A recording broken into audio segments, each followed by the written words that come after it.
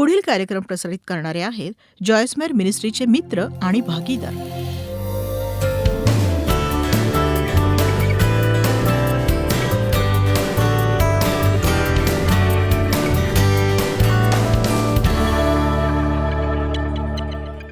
जर आपण देवाची कृपा स्वीकारायला शिकलो आणि आपल्याद्वारे देवाला गोष्टी करू दिल्या, मी सगळ्या गोष्टी ख्रिस्ताद्वारे करू शकते जो मला सामर्थ्य पुरवतो.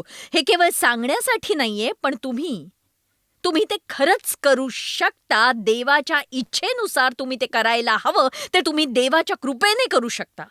तुम्ही म्हणाल, पण मग मी तरीही इतकी त्रस्त का आहे? आपण ते समजून घेणार आहोत. एक सांगू, इथे माझ्याकडे एक दिवा आहे. अरे पण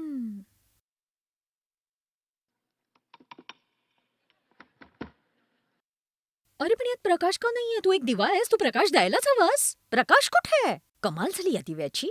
ओ, प्लग इनच केलं नाहीये. ओ, हे प्लग इन करायला हवं. ओ, वाव वा, हे सोपं होतं किती. अच्छा, तर हे असं आहे.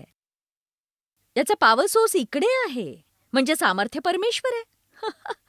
बघा, कुणाला तरी समजतंय की नाही?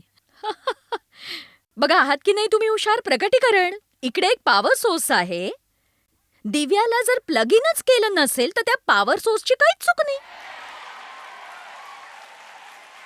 तर आपण जे काही करायला हवं ते हे की आपण प्लग इन असायला हवं. प्रत्येक वेळी वैतागल्यासारखं वाटलं की वेळ काढून प्लग इन करा.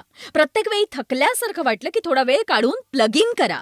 रोज सकाळी तुम्ही संपूर्णतः चार्ज असल्याची खात्री केल्याशिवाय बाहेर पडू नका. तुमच्या सगळ्या बॅटरीज पूर्णतः चार्ज करा. आता आणखी एक उदाहरण. चला तर आज आपण सगळं चार्ज करूया.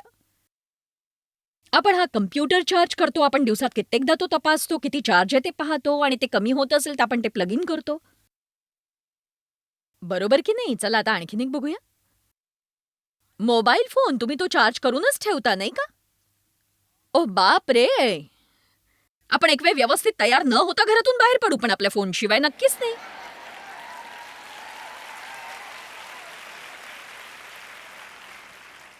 पण मी पैजेवर सांगते, तुम्ही बायबल विसरलात तर घरी जात नाही ते परत आणायला.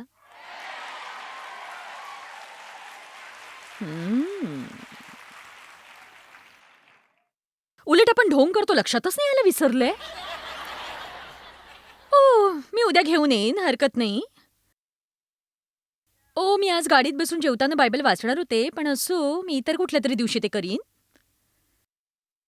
पण आपण फोन लगेच घेऊन येतो किंवा कुणाला तरी आणायला पाठवतो. आपण फोनशिवाय निघतच नाही. आपल्याकडे फोन असायलाच हवा, कारण आपण खूप महत्वाचे असतो. प्रभूलाच माहित असतं की आपल्या ओळखीच्या माणसांपासून आपण डिस्कनेक्ट होऊ शकत नाही, 5 सेकंदही नाही. आपल्याकडे ते असायलाच हवं. म्हणूनच देवाने आयपॅड दिला, त्याला चार्ज करून ठेवायला हवा. मी चक्क मोजलं की चार्ज करण्यासाठी माझ्याकडे 10 उपकरण आहेत. 10. माझ्याकडे असंही एक गॅजेट आहे जे मी बेल्टवर लावते. चालताना मी किती पावलं टाकली ते गॅजेट मला सांगतं, कारण माझं प्रत्येक पाऊल म्हणजे कॅलरी आहे.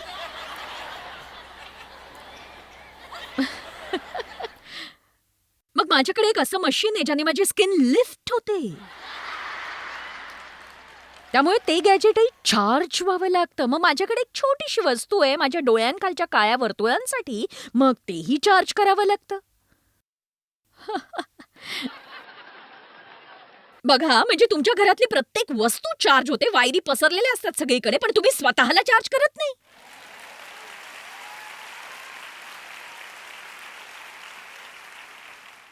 पण मी खूप वैतागले. मी का वैतागले मला कळत नाही. मला या सगळ्याचा कंटाळा आलाय. मी फार वैतागले. तेव्हा आता मी हे सहनच नाही करू शकत. तुमच्यापैकी काही जण आज या सभेत असं आज जर तुम्हाला काही दाखवलं नाहीस ना, मला आज तुझ्याकडून काहीतरी हवंच आहे. खरंच माझ्याकडे एक आहे. प्लग इन करा.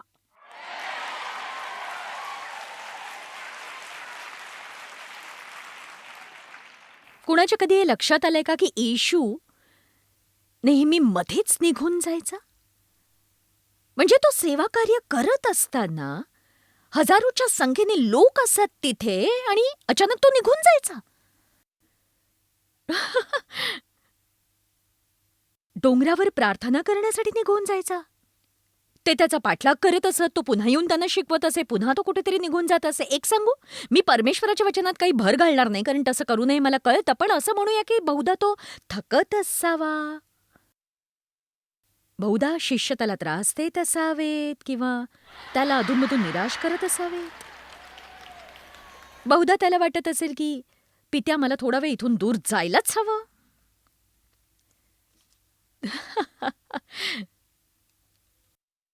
तुमच्यापैकी काही जण विचार करतात की आता काय करू, मी आता अगदी फुटणार आहे असं वाटतंय मला, मी थकले आहे. आणि मग लक्षात येतं की आता माझी बॅटरी लो झाली आहे, मला रिचार्जची गरज आहे. आणि एक सांगू, त्याला इतका वेळ नाही लागत. म्हणजे तुम्ही स्वतःला बाथरूममध्ये बंद करून 2 मिनिटात चार्ज करू शकता. जणू काही ठीक आहे देवा. हं, हं. बघा, आपण आत्म्यात चालू इच्छितो म्हणून आपण तेवढे चतुर असायला हवं की आपण जेव्हा बाहेर पडतो तेव्हा कुठेतरी जाऊन आपण लगेच परतायला हवं. कुणी तुम्हाला विचारेल तुम्ही जाताय तरी कुठे, मी बाहेर जाणार आहे आणि लवकरच परत येणार. याने बऱ्याच संभाषणाची सुरुवात होईल. ओ, तुम्ही कुठे जाताय? मी म्हटलं मी बाहेर जाणार आहे आणि लगेच परत येणार आहे. मी थोड्या वेळात परत येणार आहे आणि परतल्यावर मी तुम्हाला अधिक बरी वाटेन. मी जेव्हा हे पहिल्यांदा शिकले, मी रोज सकाळी देवासोबत वेळ घालवू लागले. आणि एक सांगू का तुम्हाला, मी कधीही देवासोबत वेळ घालवल्याशिवाय घराच्या बाहेर पडत नाही. मी कधीच तसं करत नाही. मला ते जमतच नाही. मला नाहीच जमत ते, नाहीच. मला जर देवाने मदत केली नाही तर सगळं संपलं. सगळं संपतंच. आपल्याला देव हवाच. वैफल्य म्हणजेच दैहिक कर्म. माझ्या फ्रीजवर मी एक बोर्ड लावलाय, वैफल्य म्हणजेच दैहिक कर्म. कारण प्रत्येक वेळी त्रस्त झाल्यावर आपण दैहिकतेत कार्य करू लागतो आणि ते करण्याचा प्रयत्न करतो जे केवळ देव घडवून आणू शकतो. आणि तो ते घडवून आणणार नाही जोवर आपण दैहिकतेत कार्य करणं थांबवत नाही आणि त्याच्याकडे जाऊन म्हणत नाही, देवा माझ्या आयुष्यात हे होण्यासाठी तुझ्या कृपेची गरज आहे मला. अद्भुत अद्भुत कृपा. आपल्याला असं प्रामाणिकपणे वाटतं का परमेश्वर आपला बचाव करेल की मग आपल्याला वैफल्यात सोडेल? एक सांगू, देववचन मला आरसा दाखवायचं ते मला आठवतंय. खरोखर मी चर्चला जाऊन संदेश ऐकायचे, मनावर किंवा जिभेवर, किंवा हा मला निराश करणारं, आपल्या पतीच्या अधीन रहा. हे वचन माझ्यासाठी कठीण होतं, कारण अधीन होणं सोडा, मला अधीनमधला सुद्धा माहीत नव्हता. एक सांगू, माझ्या पुरुषांनी लैंगिक छळ केला होता आणि माझी प्रवृत्ती अशी होती, मी जिवंत असेपर्यंत कुठल्याही पुरुषाने मी कसं जगावं हे मला सांगता कामा नये. माझ्या काही बहिणी दिसतायत मला तिथे. पण मग मी येशूच्या इतक्या प्रेमात होते की त्याने सांगितलेलं मला सगळं काही करायचंच होतं. आणि मग त्याचा कितीही त्रास झाला असता, कितीही किंमत मोजावी लागली असती, तरी मी विचार करायला सुरुवात केली, मी अधीन पत्नी होण्यास तयार आहे. काही झालं तरी मी प्रयत्न करीन नक्कीच. आणि म्हणून माझ्या काही योजना होत्या. एक सांगू, जेव्हा आपल्या योजना असतात, आपण गरम हवेच्या फुग्यासारखे असतो. आपण एकदम असे असतो की हो येस, प्रभूची स्तुती असो, मी घरी जाईन, मी खूप गोड बोलेन, मी देवला छान वाढेन आणि अशी अगदी छान, म्हणजे सांगू ना, मी संदेश ऐकेन. ओ येस, त्याचा मी आवडता पदार्थ करीन. तो मला नाही आवडणार असं काही बोलेल तर मी म्हणेन येस हनी. तर माझी एक योजना होती आणि माझा देह माझ्यानेच भरला होता. जसं अ, पण त्या फुग्याला गाठ मारली गेलीये का? ओ नो, तो बघा गेलाय, तो जातोय, गेला. हु हु हु हु हु हु.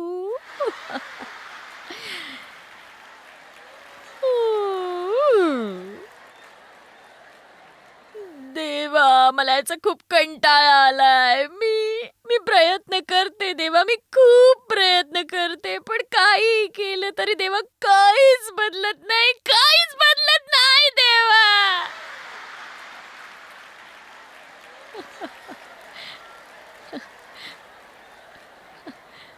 हे बघा, पण मग आपण स्वतःला पुन्हा फुगवतो. हो, देवाची स्तुती असो. मी खूप बोलते, पण मी आता शांत बसायला शिकेन. मी चांगलं वागायचं ठरवलं तेव्हा तुम्ही मला पाहायला हवं होतं. ओ प्रभू दया कर, तुम्हाला त्यातल्या काही गोष्टी उद्या सांगेन. पण खरोखर प्रामाणिकपणे सांगते, मी पुष्कळ काळ ख्रिस्ती होते, पण 70च्या दशकात परमेश्वराने माझ्या आयुष्याला अद्भुत आणि विलक्षण पद्धतीने स्पर्श केला. पूर्वीपेक्षा कित्येक पटीने मी त्याच्या प्रेमात पडले आणि त्याच्या इच्छेनुसार करावं असं मला वाटायला लागलं आणि देवाच्या वचनाची भूक माझ्यात उत्पन्न झाली. पण खरं तर आज जे मी तुम्हाला सांगते ते शिकेपर्यंत मी जितका अभ्यास केला, जितके संदेश ऐकले तितकीच मी वैतागले, कारण मी त्यातलं सगळं करण्याचा प्रयत्न करत होते. तुम्ही कधी वाईट भावनेने चर्चला गेलायत का? अधिक वाईट वाटत बाहेर पडलायत का तिथून? कारण तुम्ही 3 समस्या घेऊन आत आलात आणि बाहेर पडलात तेव्हा तुमच्याकडे 10 होते.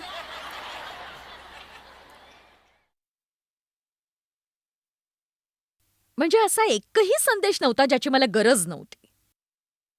पण देवाने मला बदलावं असं वाटण्याआधी मला वाटायचं देवच्याच सगळ्या समस्या आहेत, त्या माझ्या आहेत ते मला माहीतच नव्हतं तेव्हा.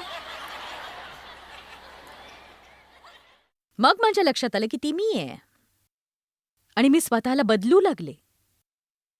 मी तुम्हाला सांगूच शकत नाही किती वर्ष मी दैहिक कार्य करण्यात व्यर्थ प्रयत्न केले, ते करण्यात जे केवळ परमेश्वर करू शकत होता.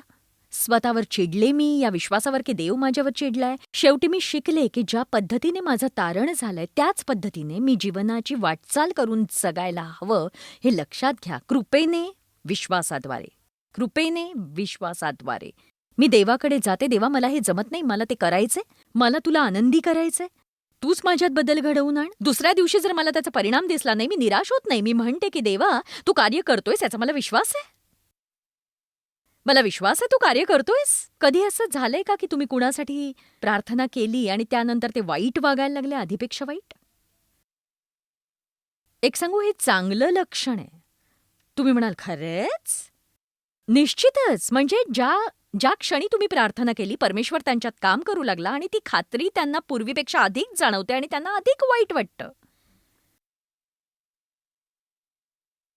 हे किती मूर्खपणाचं विधान आहे की मला जमेल ते सगळं मी केलं, मला वाटतं प्रार्थना करण्याशिवाय काहीच उरलेलं नाही.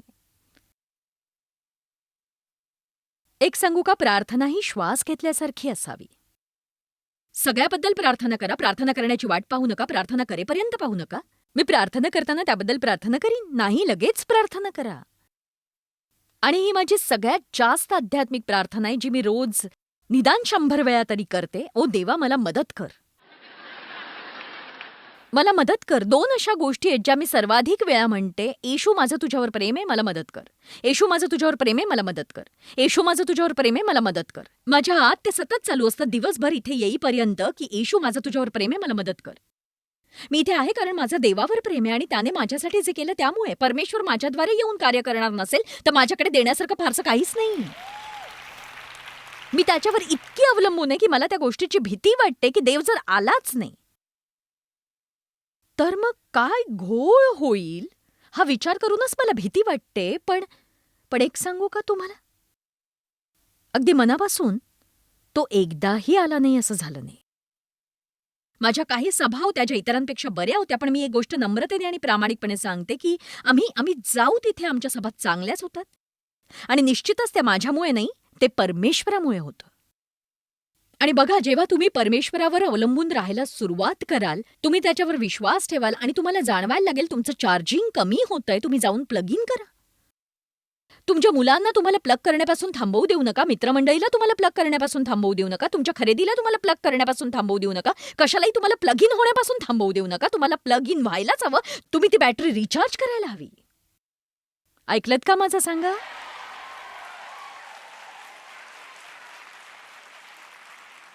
एक सांगू, आपण वचन कसं वाचतो हे खूप महत्वाचं आहे. हे पुस्तक वचनांनी भरलेलं आहे, पण आपण ते नियमांसारखं वाचतो.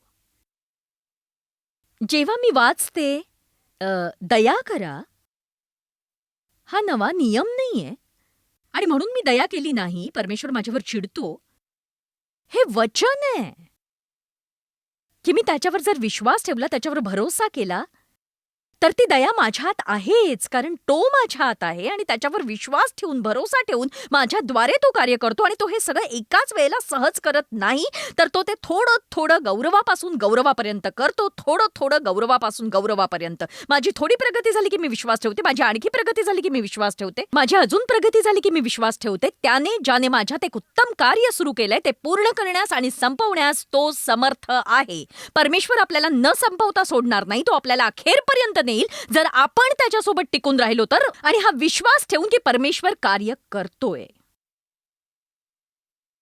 कुणाला तरी यातून समाधान मिळायलाच हवं, नाही का? कुठेतरी कुणाला तरी असं काहीतरी वाटायला लागलं असेल, नाही का? हं, सांगा मला. ओ, म्हणजे मला स्वतःला हे करण्याची गरज नाही? गलातिकरांस अध्याय 3 वचन 10 म्हणतं, नियमशास्त्रातील कर्मे करणारे जितके आहेत ते सर्व शापाधीन आहेत. आपण सर्व शापाधीन आहोत. शापाधीन. आपण सर्व शापाधीन आहोत. आपण यशस्वी होऊ शकत नाही जोवर आपण ते वचन वाचून विचार करत राहू, अरे बापरे, मला आता दया करायलाच हवी, नाही तर परमेश्वर चिडेल. तुमचं कृपेने विश्वासाद्वारे तारण झालंय. हे परमेश्वराचं वरदान आहे. विश्वासाद्वारे कृपेने तुम्ही दया करता, हे परमेश्वराचं वरदान आहे. विश्वासाद्वारे कृपेने तुम्ही दया करता, हे परमेश्वराचं वरदान आहे. कुणी ऐकतंय का? कृपेनेच मी आज संदेश देतेय आणि विश्वासाने मी म्हणते मी बरं काम करते. पण हे कामाचं वरदान आहे. आमेन. हे परमेश्वराचं वरदान आहे. मी इस्रायलसारखं गाऊ शकत नाही, कारण तो ते परमेश्वराच्या वरदानाने करतो. मी आफ्रिकेत जाऊन प्रचार करू शकत नाही राईन हँड सारखं, कारण ते परमेश्वराच्या वरदानाने करतात. पण त्यांना ते नाही येत जे मला येतं. तुम्ही इतरांकडे पाहून स्वतःची त्यांच्याशी तुलना करणं थांबवत का नाही आणि हे बघायला सुरुवात करा, तुम्ही ते करू शकता जे इतर कोणीच करू शकत नाही. तुम्ही ते करू शकता जे इतर कोणीही करू शकत नाही.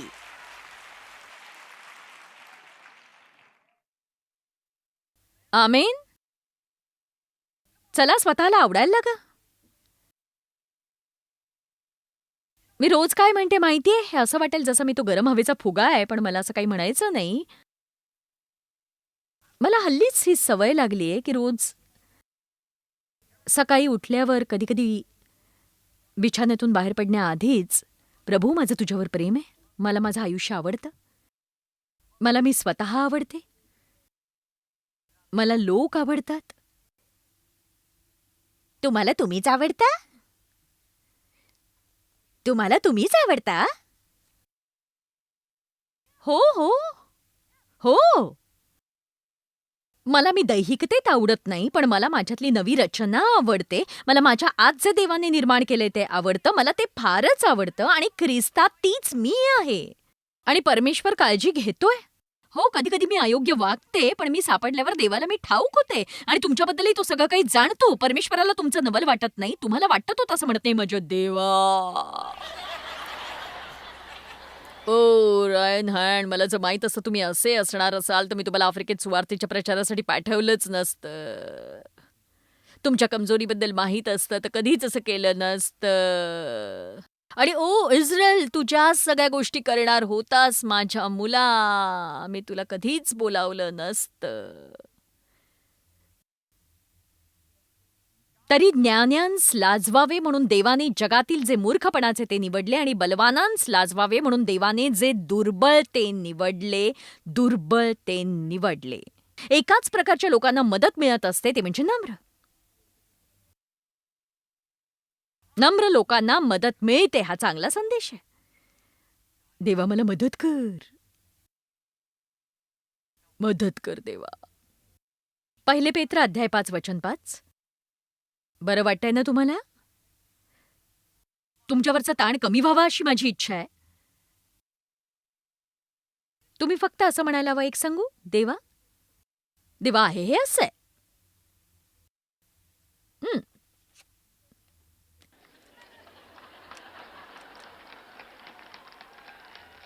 हं.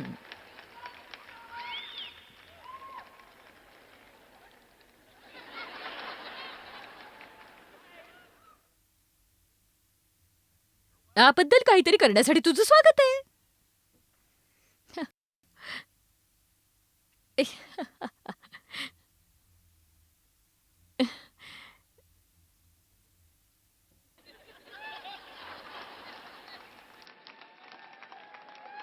एक सांगू, मला असा विचार करायला आवडेल की मी माझ्या मुखातून एकही चूक करणार नाही. एकही चूक नाही होणार माझ्या मुखातून. पण ते नाही होत आणि असं कधी होईल की नाही शंकाच आहे. मी सुधारले. याला 40 वर्ष लागली आणि त्यासाठी रोज वचनात राहावं लागलं. एक सांगू का, ख्रिस्ताच्या मंडळीचं मी तोंड आहे. होतं काय की मी कधी कधी विसरते की ते तोंड कुठे उघडायला हवं आणि ते कुठे बंद ठेवायला.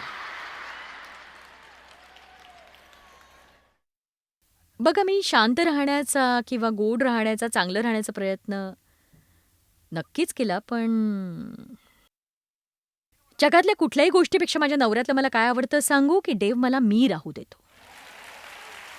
तो ना, म्हणजे आता जेव्हा मी उद्धट वागते, देव मला ते सांगतो, पण तो माझ्यावर हसतो. तो म्हणाला, त्याच जुन्या अग्नीसाठी मी तुझ्याशी लग्न केलं होतं. आणि एक सांगू का, तुम्ही आज माझ्यावर एक उपकार का करत नाही किंवा स्वतःवरच एक उपकार का करत नाही? तुम्ही जे आहात ते सगळं देवाला देण्याचा प्रयत्न करणं का थांबवत नाही? तुम्ही जे नाही तेच देवाला द्या. बघा, मी अमुक नाही, मी तमुक नाही, मी अमुक नाही, मी तमुक नाही, मी अमुक नाही, मी तमुक नाही, मी अमुक नाही, तमुक नाही. आपण नेहमी त्याला असं काही देण्याचा प्रयत्न करतो की त्याला वाटेल, वाव. आपल्या कमकुवतेत त्याचं सामर्थ्य परिपूर्ण आहे. तो मुद्दाम तो दुर्बळ आणि मूर्खांची निवड करतो जगातल्या ज्ञानाला लाजवण्यासाठी. परमेश्वराला आपल्या क्षमतांची गरज नाही, त्याला आपली उपलब्धता हवी आहे. त्याच्याकडे जाऊन म्हणा, मी आहे देवा, तू माझ्यासोबत जे करू शकशील ते कर, ही मी आहे. तुम्हाला नवल वाटेल देव काय काय करू शकेल ते. बरोबर ना टेरेसा? ती तिथे बसलेली मुलगी, पहिल्यांदा तिने मला ऐकलं तेव्हा ती तुरुंगात होती आणि आता ती सर्वत्र सुवार्ता गाजवतीये. आमेन, आमेन. उभी राहा टेरेसा, जरा हात वर कर. तू कोण आहेस ते सगळ्यांना बघायचंय. अरे बाप रे, तुरुंगात कशासाठी? ड्रग विक्री की ड्रग्ज बाळगण्यासाठी की ड्रग वापरासाठी? एका आयुष्याची नासाडी झाली होती. ऐका, मी काय सांगतेय, परमेश्वराने तिचा ताबा घेतला. जेव्हा परमेश्वर तुमचा ताबा घेतो, तुम्ही एक वेगळी स्त्री किंवा वेगळेच पुरुष बनता. आमेन. 1 पेत्र अध्याय 5 वचन 5. तसेच तरुणांनो, वडिलांच्या अधीन राहा. तुम्ही सर्वजण एकमेकांची सेवा करण्यासाठी नम्रतारूपी कमरबंद बांधा, कारण देव गर्विष्ठांना विरोध करतो आणि लीनांवर लीनांवर कृपा करतो. तर तो इतकं नम्र होण्याविषयी बोलतोय की तुम्ही ते ऐकावं जे लोक तुम्हाला सांगू इच्छितात की तुमच्यापेक्षा त्यांनी अधिक ज्ञान मिळवावं आणि जे तुमच्यापेक्षा अधिक काळ येथे होते आणि ज्यांना तुमच्यापेक्षा अधिक माहिती आहे. सगळ्यांनी नम्रतारूपी कमरबंद बांधा. बघा, नम्रता हा सगळ्यात श्रेष्ठ असा सद्गुण आहे आणि मला वाटतं जर खरं तर मी याचा विचार करत होते आणि मला वाटतं की सगळ्या पापांचं मूळ हे गर्वातच आहे.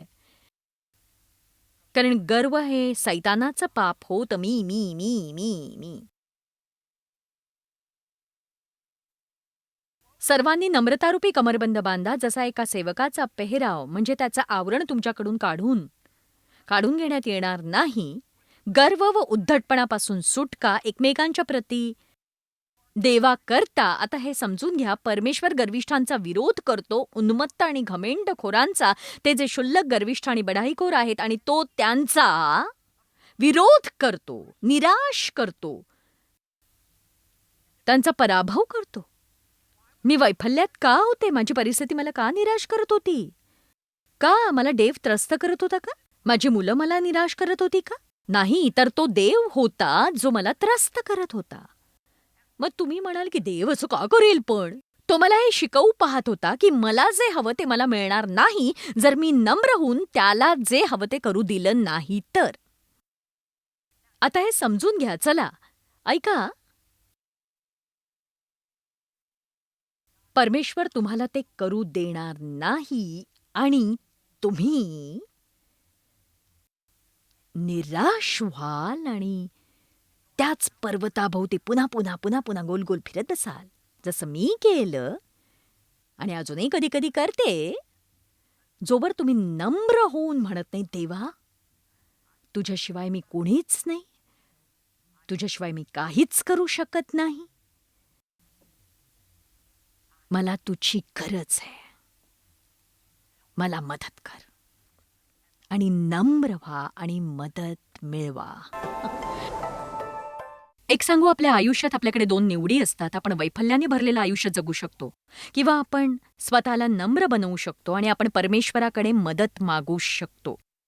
आपण आपल्या मदतीसाठी कृपेच्या मोफत वरदानाचा स्वीकार करू शकतो आणि आपण तेच करायलाही हवं.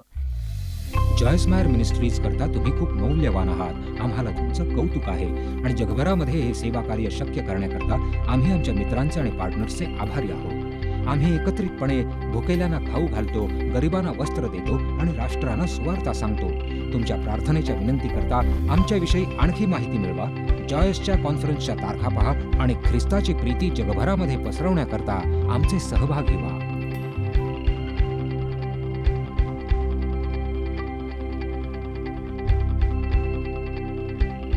याचा सर्व खर्च जॉयस मेर मिनिस्ट्रीचे मित्र आणि भागीदार करत आहेत.